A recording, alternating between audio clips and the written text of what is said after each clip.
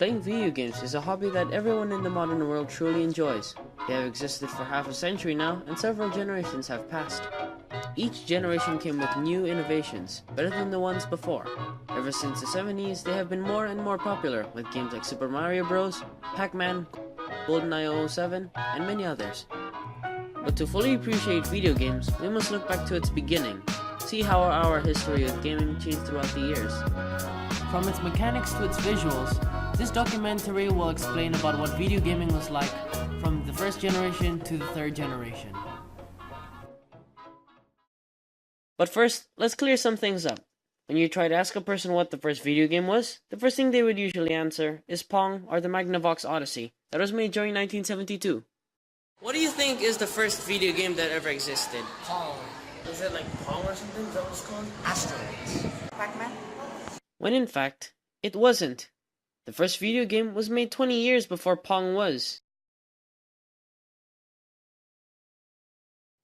So the first video game console originated from 1952. The video game was called OXO by Alexander Douglas in the University of Cambridge as an experiment to test the interactions between humans and machines. This game had very simple visuals, featuring a unicolor green 35x16 pixel display. This game was exactly like tic-tac-toe or noughts and crosses. It was controlled by a player who chose a number through a 50s phone dial to pick which of the 9 boxes he wanted to choose. The player was challenged against a simple but decent form of AI or artificial intelligence. Since this was still experimental, it was not played by the public. But then, 6 years later, a game called Tennis for Two was arguably considered the first video game ever to be played by the public. It was made in the Brookhaven lab and was designed by William Higginbotham and programmed in a Donner Model 30 analog computer by Bob Dvorak. It featured an oscilloscope screen that was small and rounded. The display featured simple graphics, a gray background and a green line to represent the court, and the green dot bouncing from the left side to the right that represents the tennis ball. The mechanics were very simple. It was a 2-player game. Each of the players were given a controller with a turnable knob and a button. This turnable knob was to change the angle of the ball when it was hit, and the button was used to hit the ball itself. This was arguably considered a game because it didn't have an objective. Then a few years later in 1962, Steve Slug Russell and Martin Shag Grates from MIT developed the first action-styled video game. It was called Space Wars and was programmed in a PDP-1 computer. It was more complex than the previous games because it featured realistic physics and gravity. The game was controlled by 2 players, where one of them used a spaceship called the Wedge while the other was called the Pin. Their aim was simple, they had to destroy each other. The game was a success, and although technically not for public use, it was programmed to every PDP-1 that was used and sold by the company since then.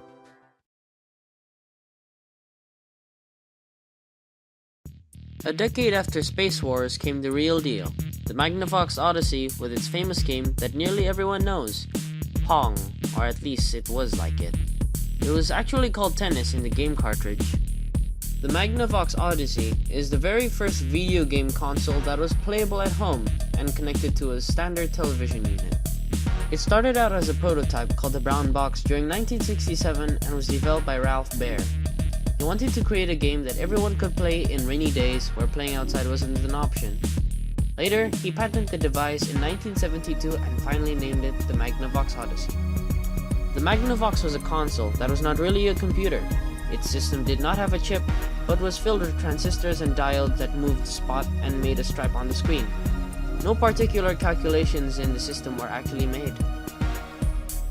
Cartridges did not have any components. They were simply made to complete the circuit, each one in a different way that corresponds to a game mode that was pre-installed inside the machine. And together with that, the box was filled with translucent plastic sheets with a theme on it that was meant to be placed on the screen for visuals. Later during 1972, Atari enters the video gaming market and finally released the official game with the name Pong. It was developed by Nolan Bushnell and Al Alcorn. Pong was one of the first arcade games released in the world, Soon after its release, it was already a great hit because unlike the Odyssey that cost $75, the Pong machine only required a quarter to play, and that made it extremely popular. And by 1975, home console gaming was rising very quickly with the conversion of Pong for home TVs. This was also a hit with sales reaching for more than $40 million. Later during 1976, Fairchild, whom are also the creators of programmable microchips for computers, released the console, the Fairchild Channel F, that was able to play several games, even though those games were not preloaded into the machine like CDs today for the consoles. The Channel F used a circuit board with a microchip like the ones used today on computers since they were the inventors of it, and this gave a lot of power and customizability into it. This allowed great variety of games to be played by using $20 cartridges that are automatically programmed into the microchip and played many different games, which made this the first console to play games that were not pre-installed into the system like today's. It featured an 8-bit processor and projected a 16-color display towards the audience. That made it widely accepted in the video game company as many would like to see the next big thing. But due to all this, the system was very expensive at the price of $169, where at that time was equivalent to $704 today. So it was discontinued on 1979 with low sales. But thanks to Fairchild, the next generation of video games came with greater visuals, better varieties, and greater possibilities. So the third generation came thanks to the creation of the Fairchild Channel F. Because of them, more companies started trying to make a video game console that could play many games, even though they didn't come with the console itself. And so, they came up with the legendary console, loved by many who grew with it, the Atari 2600. It was made by a group of 4, Jay Miner, Steve Mayer, Ron Milner, and Jody Kerr. The system featured interchangeable cartridges like the Channel F and a color screen. It also featured switches that were used to change things like the difficulty or the game mode. This video game, even though it cost $30 more than the Channel F, was incredibly successful. They successfully sold over 30 million units, and there were even legal clones still sold today. Later during 1980, Mattel, originally a toy brand, decided to join the gaming industry. Their first console was the Mattel Intellivision. Just like the Atari 2600, the Intellivision was complete with color screens, programmable microchips, and many more.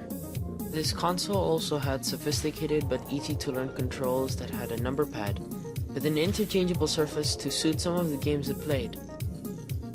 Besides entertainment, this console could also double as a home computer with the optional keyboard. It could be used to set some numbers, do work, and even with a program to have exercise routines. Then, towards the end of the third generation on 1982, came one of the first consoles to feature vector graphics that went closer to 3D, Vectrex.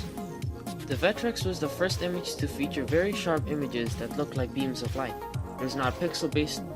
Because of this, its graphical abilities were not so high and didn't have color, because of its displaying system.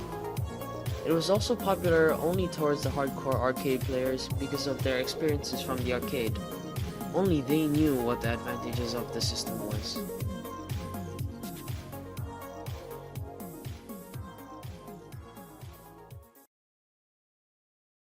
And there you have it, gaming consoles from the first to the third generation. Although they don't seem like big contributors to the games made today, they brought great innovations that made gaming what it is like today. Greater graphics, better performance, and awesome features. And now we are in the 8th generation with the Xbox One and PlayStation 4 consoles. How it grew from a simple dot to the second dimension, and finally to the third dimension.